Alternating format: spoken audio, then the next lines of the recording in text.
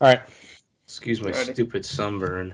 That's what happens when you hang out in Fairfield and it hasn't been sunny for 6 months. Nick plays rugby, so he was on the sun for a while. Yeah. It's rough. Yeah, Oh man, we're having it's a rough time. no sleep this week. It's gonna be unbelievable. Yeah, it's not gonna be good. It's gonna be a bad week. It's gonna be a tough week. All right. Big board time though. Big board time. We don't sweep until May.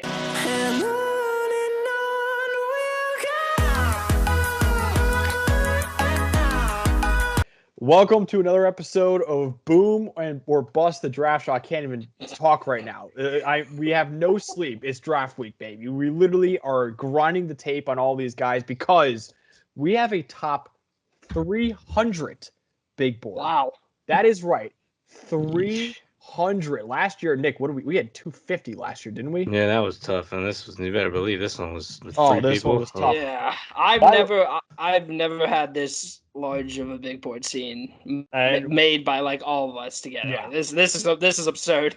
So 300 prospects. For those of you that don't know, there are 263 picks in the 2022 NFL draft. So we have a top 263 and 37 undrafted free agents for your team to look at. So this is the big board. This is the final boomer bust big board for the 2022 NFL draft. We're going to bring it to you, we're going to give you our players that we're a little lower on, that you want to pump the brakes on, and the players that we're slamming the table for and saying this guy is going to be very good in the NFL. Before we start this video and show you our top 300 big board, please like and subscribe to the channel. Turn on notifications. Be sure to follow our Twitter, Instagram, TikTok at BoomerBustDraft. We're obviously on YouTube and anywhere you get your podcast. So subscribe, of course, because it is draft week. We have a mock draft coming out very soon, a predictive mock draft too. Not what we would do, is what we think will happen.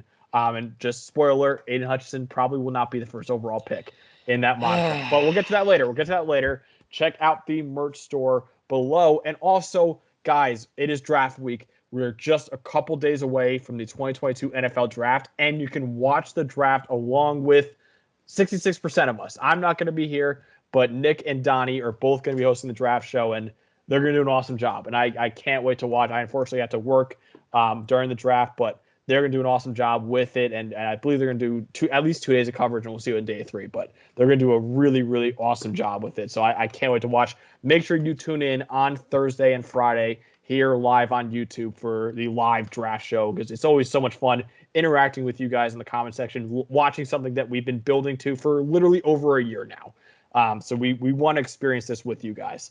So let's go through this top 300 big board. And unfortunately for our podcast listeners, you're not going to know the big board unless you watch the video on YouTube or you check out our Twitter, Instagram, TikTok, whatever, and we'll post the full 300 big board there. So I'm sorry for you guys, but we apologize for everybody watching. Trust me, if you were in our position, you too wouldn't want to name 300 people. And just in Max one in go. particular does not want to read off. Max in particular does not want to do this. Like come on. We all have to Would any talk of you for want to do 15 this? hours this week. I'm not doing it either.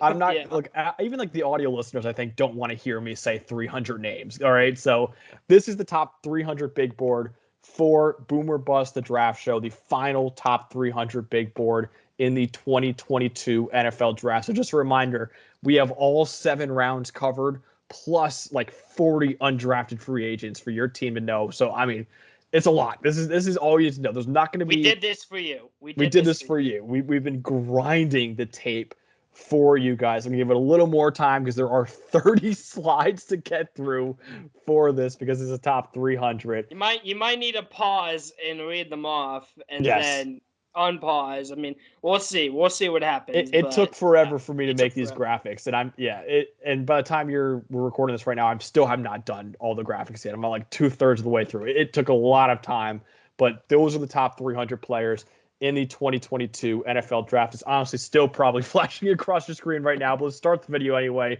Nick, who is the guy that you are absolutely slamming the table for and you think will be a good player in the NFL? All right, so number 249 on our board, number 169 on my board, so 80 spots too low in my opinion, is a defensive tackle from Wisconsin named Matt Henningsen. Not a big PFF guy, and there's a particular reason for that. We'll get into it for a moment. Let me talk about what I like about Henningsen first. So His body is fine, 6'3", 295. He's not going to be a 3-tech, though. He might be. I don't know. He's going to play maybe within that. He might be a 1-tech potentially, a guy who plays in the middle primarily. You're never going to have this guy rotate outside, even at kind of a lighter weight. And that's a little bit of an issue, I think, at the NFL level. But it's not something that really kills a career. A guy who really plays with his body weight, which I think is something that's very important, because the one thing that really I think hurts him in his evaluation is he's got really short arms, and that's going to be enough for teams to take him off the board. He's got barely above 32-inch arms. We hear all these things about, oh, you got to have 33-inch arms to succeed, from a D-line or offensive line's perspective at the next level. I don't really know how true that is, but so far people have kind of stuck to that, and it has mattered. Last year, though, we had a couple of 33-inch arm tackles who played really, really well at the next level. So we're kind of moving in that direction. I don't know if we're ready for this yet. I will say, excellent athlete, tested a 93rd percentile at the combine, was an excellent athlete. And this is a guy who, as a player, will come in, I think, and have a very high run stuffing ability right off the bat. I think that's what you're looking at here. This is your 5th round. Figure out your run defense, put this guy in the middle. And I don't think he needs to use his arms, because he's really good at getting off low, launching into people, using his contact balance, driving and taking up space, eating space, and making tackles. And that athleticism gives him some upside as a pass rusher. He has good lateral movement, can get into gaps. He's built a little bit stocky, and because of that, it's harder for other offensive linemen to get under him. He can use that leverage to his ability to get some push in the run game, especially, but as well in the passing game. He's a guy to this point that, despite kind of his shortcomings with his arms, has been able to adapt as a player and overcome what he's dealt with. And that Wisconsin run defense has basically always been good. He's always been one of the better players in that run defense. So I think this continues. Isaiah Loudermilk was a guy who was playing next to him for a few years. Steelers drafted him last year way higher than I would have. And he was he wasn't good this year in the NFL, but he got playing time. So in my opinion, Henningsen was a better player on the defensive line. I don't think this is an undrafted player, and I think there are some people who believe he will not get drafted because of his arm length. I think we hear his name called. I do think it happens. I don't know if it happens as early as the 5th round as I have him listed, but I do think this guy gets drafted on draft night. So the guy I'm going to be talking about is the guy who's number 107 on our board, which, by the way, is blasphemy. Absolute blasphemy. Daniel Falele, I've mentioned his name in the past. He's my number 65 player, and we have this guy at, 107? I mean, what are we doing? Listen, I understand his combine wasn't ideal, and yes, maybe he's pouring in Orlando Brown Jr., where he's not athletic, but it shows on tape. Thanks very much, you guys. It shows on tape. I don't really care that he tested poorly. It shows on the tape. And yes, maybe it's not as good as I originally thought. But even with that athleticism, I still would have think, he's probably a 2nd-round pick. But without it, or with it being worse than I thought, I still think he's a day 2 pick. This is a project tackle who has a high ceiling, maybe the highest ceiling of any tackle in this draft. I think you can maybe argue that. I wouldn't necessarily put him that high. I think I'd put him the 3rd or 2nd highest, but it also scheme and all that, blah, blah, blah. It also depends where you go. Are you going to go to a team who can develop you properly, all that, blah, blah, blah. But it's just blasphemy to me how these guys have him so low. Orlando Brown Jr. has been perfectly fine in the NFL, and he is so unathletic. It's hilarious. And Daniel Falele is bigger than he is. And he's more athletic than him. And yes, he's not fully developed yet. I understand that. But you can teach these things. You can't teach how big he is, and you can't teach the tape. It's not the tape, the athleticism he shows on the tape. What's the problem? Why is he all of a sudden a 5th-round pick? Nick, do you agree with me that I think he's too big? A little bit. Yeah, his ab level's a real issue for me. Here's the thing. I always thought he looked kind of slow in college, and I think his power overcame it. I don't think he's. I don't know. I think Donnie made a very good pitch here, and it might be enough to actually get me to consider moving up my board, which I know we're not really supposed to do. After what we just did, I'm not touching my big board. Yeah. I mean, I still have more to do. I got more players to watch. I'm trying to get as many done before the draft as I can, but it's just. I don't know. I wish something would have gone right from this year, but he really just didn't do it. He didn't play that well. He regressed at Minnesota. His pre-draft process has been about as bad as it can go. It's not just about the combine for me. He was not good at the Senior Bowl. He was getting pancaked by guys who were 150 pounds lighter than him. Um, there's a big development curve for Daniel Falele. I think he goes way earlier than I probably have on my board right now. I don't know. It's a headache, quite frankly. And not like the normal headache. It's just like, do you really? I know this guy's really big, but I highly doubt that he's going to be a starting tackle the next level. He could be a very good swing tackle, but these are the type of guys that you like are really happy to take third, fourth round because they have a chance to be a dominant player as a starter. And so far there hasn't been anything given to me this year that makes me believe that. And it's just like we haven't seen, which is like he's a unicorn in terms of his size, 6'8", 390 pounds. And why I say he's too big is because like I have serious questions about his pad level. Like Myjai Sanders, who is 240 at the Senior Bowl, legitimately bull rushed him to the ground. And like that's not because he's stronger than Daniel Falele. Myjai Sanders is also great, Max. Yeah, the die's very high on Myjai Sanders too. So Myjai Sanders is fantastic. Myjai Sanders could be a first round pick. It comes back, you say 6'8", 390 pounds, and you're like, dude, this guy is probably like Michael Oher in The Blind Side during his high school games. He's throwing guys out of the fence. No, like this guy, I think he's a lot less violent than you want him to be. Like he's like this gentle giant, in my opinion, when I watch the tape, which is not what you want to see for a nearly 400-pound power forward that you're seeing in a 6'8" Daniel Falele. So I don't know. He doesn't have the killer instinct that I'd want him or that you expect to have for the guy whose literal only comparison is the mountain from Game of Thrones. He's not like the mountain that he's going to kill you. I have a lot of issues. I don't know. I think he's more of like a fourth round pick. I would be fine if he's taken in the fourth round, but anyone taking a day 2, I don't know. I think that's a little too high for me for a project. I think the ceiling is worth it. I think it's worth it. And yes, I know it's a huge project. I understand this, but the potential is worth it for me. Yeah, and it's good that we've never seen someone like that big before, but it's also like it might not work then. It's like we haven't seen it where. Yeah, I don't know, and that's fair. He kind of scares me a little bit. A guy who I just recently, like we mentioned how we're finalizing our big board, a guy who I saw, Mike Renner, a good friend of ours, PFF, the lead draft analyst there, he had on his big board, I think a little lower, and I watched him, and I like him even more than Mike does, is Curtis Brooks, the defensive tackle from Cincinnati. Believe I have him at number 70 on my big board. Yes, I have him at 70. We have him at 159 on our big board. Now, there are some issues with Curtis Brooks. I'm not going to deny them. He is a 6th-year senior, so this guy is like 24, 25 years old, which is not great.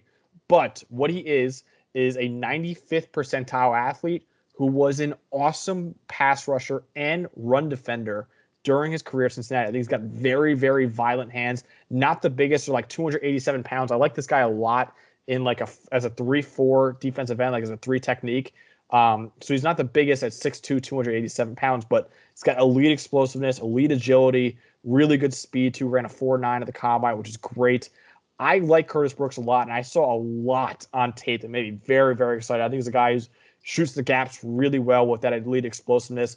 I'm a huge fan of Curtis Brooks, and I think that, a lot of people aren't talking about him, or if they are, it's like a day 3 pick.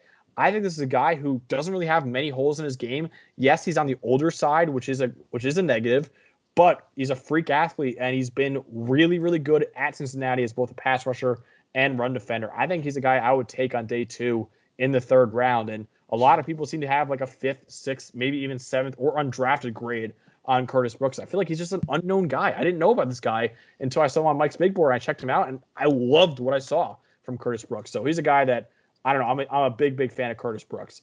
So those are the guys we love. Let's get to the guys that we aren't as high on. Now, this could be taken 2 different ways. One could be this guy is high in the media's eyes or any other people's eyes, or will be probably a first-round pick or whatever in NFL team's eyes, or guys that you think that the other 2 people on the show, are a little too high on. So, Donnie, who is the guy that you're pumping the brakes on a little bit? Trayvon Walker is not the first overall pick. Okay, we know that. Okay, We've done that. Okay, I understand this, but we need to talk about this because I truly feel like it's going to happen at this point. Like a few weeks ago, we were like, maybe, but probably not. It's probably going to happen. Yep. And it should happen. This guy is number 22 on my board. You don't take number 22 first overall. You don't take Rashawn Gary first overall. You take the Bosa twin. You take baby Myles Garrett. You don't take Rashawn Gary first overall. What are you doing, Trent Baalke? Like, it's absurd. Why are we doing this? Like, and the thing is, I want this to be a media thing, but it isn't. No, this is not a media thing. This is a Trent Baalke thing. And Max already explained that one theory that he had. And, dude, it's true. It has to be true. Like, it has to be true. All the reports about, the organization's kind of leaning towards Hutchinson, but then the guy who makes the pick, the GM, Trent Baalke, is leaning Trayvon Walker. Like, that theory's right. I'm convinced it's right. And the reports came out that the owner and scouts want Hutchinson. Trent Baalke wants Trayvon Walker. And the coaches, most of them offensive, remember Doug Peterson, they want Ikem Ekwonu. So there's a legit 3-party split in the Jacksonville offense right now, which honestly, like, you can get Ikem Ekwonu at like plus 750 to go first overall. I don't hate that because, like, there might come to a point where Trent Baalke says, you know what, screw it. As long as it's not Hutchinson, that's fine. And they'll take Ekwonu. I don't know, but I think Trayvon Walker is the pick right now. If I had to make a prediction, we're going to make a prediction. And it's awful. But, yeah. It's awful. Like, this guy, I'm going to break him down real quick. He's a freak athlete with insane high potential. Do you take that guy number 1 overall? No. The number 1 overall pick goes to the worst team in the NFL. We all know this. And the number 1 overall pick is the most valuable pick of any pick in the whole draft. That means when you have the number 1 pick, you have the chance to take the best player in the draft. That's what the number 1 overall pick is. Myles Garrett, Kyler Murray, Joe Burrow. You have the chance to take these superstars number 1 overall. And yes, it's failed in the past with like guys like Baker and Goff and all those, but like when you have the first pick, you take the best prospect available for you, and teams have done that in previous years. Like, yeah, we may have considered a couple number 1 picks like, it's fine, but it's whatever. This would be a flat out bad, horrible. Yeah, we haven't really had like a straight up horrible. We haven't. We have never like, had even a Baker bad. Goff like did great things early. You know, like. Yes, and they were viewed as good number 1 picks. Yeah, At so least did I. Baker was viewed as a questionable first overall pick. This is not to the media, but to us, this is a bad, horrible. This would be the worst first overall pick in maybe ever. Like, I gotta go back. Yeah, but like, it's awful. Like, this should not be a thing. As a prospect. And listen, this could just blow up in our face, and he could be the greatest edge ever. Listen, the odds of that happening are so low that this is not the first overall pick worthy. Like, the number 1 overall pick should be a player who not only contributes day 1, he contributes at a high level day 1. He wins the Rookie of the Year award. That's what a rookie should do. That's what the number 1 overall pick should do, and Trayvon Walker does not do that. He needs good coaching too, and like, does Jacksonville have that? And defensively, No. Like, I don't think they do. You want to take literally, you know what they're doing? They're taking Chase on 2.0. That's literally what they're doing. And it's just like, it's tough because like, I understand a team that has a good D-line coach and that can develop him. Yes, then I understand not number 1 overall, but like, I guess I have him late first round. I can understand top 20 for sure. But after, like, before that, like, Aiden Hutchinson, we keep forgetting Aiden Hutchinson is also a 99th percentile athlete. It's not like he's like a 50th percentile athlete. And Trayvon Walker and Kayvon Thibodeau, I'm fine with Thibodeau first overall too. Like, I don't understand Trayvon Walker forcing this guy. He's going to be the first overall pick. We'll get into this in our predicted mock draft even more because that's probably who we're taking number 1 overall. So Nick, who's the? We'll save this down. We'll save this discourse because I feel like we're gonna have even more of it. Yeah, we're gonna be. I just want to say just one more thing, and then we can be done with it. Just one more thing. Hutchinson's ceiling is severely underrated throughout this entire draft process. So that comes down to the athleticism thing, where it's like their athleticism is really not that different. No, it's really not. And literally, oh my, go ahead. We'll get into it. We're gonna talk about this on draft night, probably for an hour before the pick. Yeah, if you guys want to see your reactions to Trayvon Walker number 1, because I can promise you, me or Nick, one of us won't be alive. It's maybe both of us won't be alive. Maybe both. Very bad for the stream. Number 155 on our board, which is too high still for me. I have a number 228 on my board. And a player that might go day 2, and actually there was a report might go day 1, and I have never been on board with this guy as a top player at his position. For some reason, people were in on it early because he's produced in college a lot, which used to be a thing that people didn't like. They didn't like it when running backs produced a lot because it meant they had too many carries. And you know how running backs like don't last long and it's tread and it wears on their bodies. And you know, Isaiah Spiller for some reason is still a player despite testing absolutely horrifically that people are all over, and I do not get it. He is running back 21 on my board, never been on board. Gosh. He is a like early 7th round grade for me. I just like do not see it at all. Let's talk about what I see with Isaiah Spiller, because I quite frankly like, I don't like to use the word hate, but I kind of hate it. Like, I really think this is like one of the most weirdest evaluations I've ever seen, and I think it's purely like a statistics. And this guy scored a bunch of touchdowns, and he played in the SEC, and you know, oh, I know who he is type player, and that's it. Because for me, this is a guy who, yes, he probably has the running back size. Legs are way too skinny to be an upright runner who tries to run through contact consistently. And you see this at college because he never breaks tackles. He goes down as soon as he gets hit. He just drives a guy 2 yards, whatever. Who cares? He doesn't even do that too often. And he's not big enough, in my opinion, in his lower body to do that at the next level. He can kind of run routes and kind of pass protect. It's fine. He's not elite at either, so that's not going to make up for his running. He's terrible with his vision. He's a guy who his best trait as a running back can make players miss in space. And even then, he's not a great athlete, so that could go away in the next level. And the reason he does it so often is because he dances in the backfield, because he doesn't commit to holes, because he doesn't know how to read a run play. He's not a good running back, like straight up. Like, I think he's a project who produced a bunch in college, and that's about it. And if a team takes him on day 2, early second round, which might happen, that's gonna be fun on draft night. We'll be there, and I'll be freaking out. There's a chance it's Washington. They brought him in for for one of their top 30 visits. Yeah, I was about to say, dude. They're not the only team but they were looking at all the running backs. They brought in Breece Hall and Kenneth Walker. I'll be freaking out if Isaiah Spiller is a pick in the second round, especially if it's Washington, because I think I've never been on board. Like, this to me is like, it's like when a player goes 5th overall and has been terrible throughout his NFL career, and people still say he's good because he went 5th overall. Like, this is a guy people knew because he played for Texas A&M and had 900 yards last year. He wasn't good this year, but people were like, oh, but he had 900 yards last year, and I know who he is because he plays for Texas A&M. And that's it. He's not a good football player. He's going to go in the second round for some reason. I don't get it at all. I think he's like barely a draftable prospect. Dude, and just we're coming out with some 2023 stuff, hopefully like pretty soon after the 2022 draft, after we wrap it all up, obviously. Devon Achane was a better running back than him at Texas A&M. And he's a guy next year. I was literally about to say that. He's a guy who I like a lot. And I mean, I agree, Nick. I think Isaiah Spiller is. And again, like, this is a guy who reported 40 time. I don't know if he ended up running one, was going to be in the 4.5s, which is really not good. There's a bunch of guys who ran much for this really fast running back class. And so instead, he goes to the combine, does his jumps, which is measure explosiveness, which might even be more important for running back. His jumps were terrible, and then he just didn't finish his workout. So he's not a good athlete if you think that's going to make up for everything else. He's a terrible athlete. You know, I don't see it at all, like at all. Yeah, he did his pro day later, and he like 57th percentile. So it's just like an average athlete, and the tape was I agree with that. I think he's a firmly day 3 pick for me at running back. I don't get it either with him.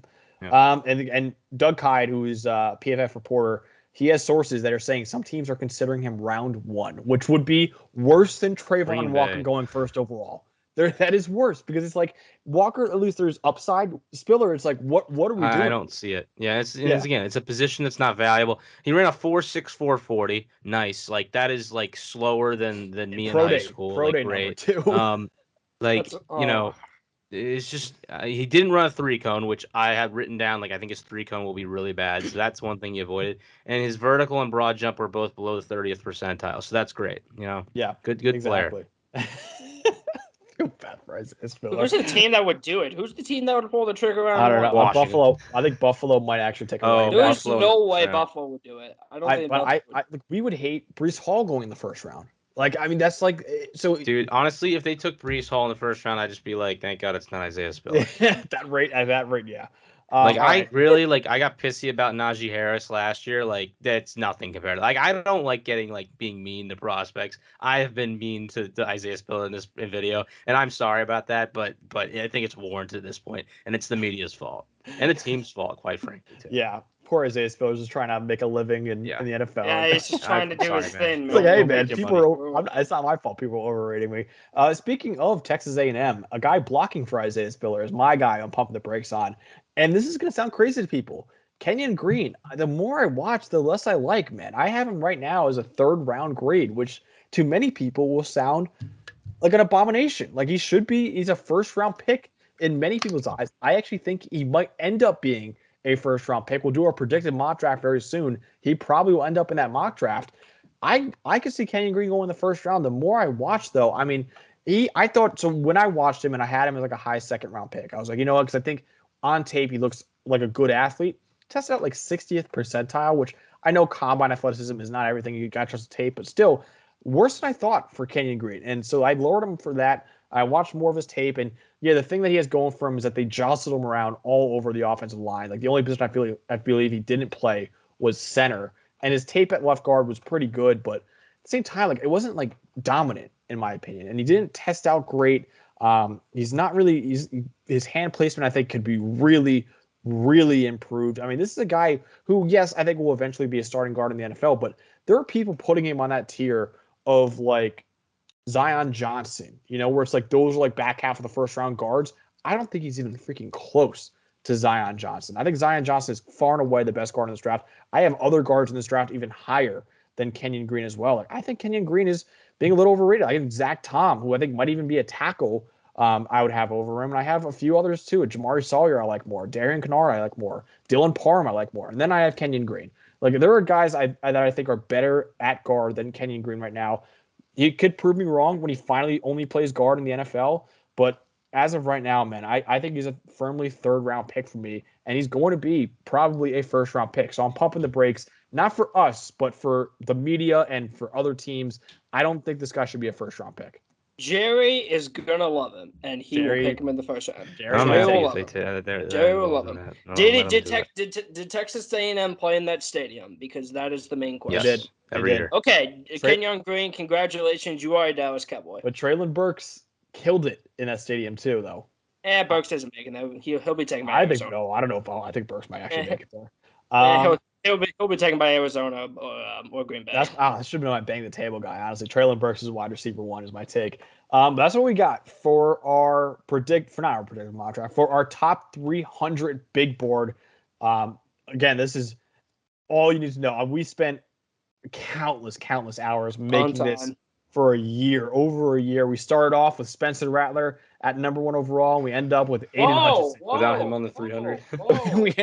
Whoa, not me. Not Donnie, but our first big board had Spencer Rattler number 1 overall, and now he's outside the 300, and he's not even on it because he's going back to South Carolina or going to South Carolina this year. But we appreciate you guys for watching all this time. We still have one more video before the 2022 NFL Draft, and then Nick and Donnie will be your tour guides through what should be, I think, the most chaotic NFL draft that I can remember. Last year was awesome because of how good it was. This year, I have no idea what's going to freaking happen, which is a lot of fun, which I'm very excited about. So they're going to be awesome. I can't wait to watch that. So make sure you guys tune in for that live draft show. Follow us on Twitter, Instagram, TikTok at Boomer Bust Draft to see the big board. If you haven't seen it, if you're listening to this podcast, make sure you check it out there. And we appreciate you guys, and comment what you think about our big board. Who's too high? Who's too low? Who do you think we got just right? That's what we got for our top 300 big board in the 2022 NFL Draft. So for Nick Merriam and Donny Clemons, I'm Max Chadwick. Have a great night.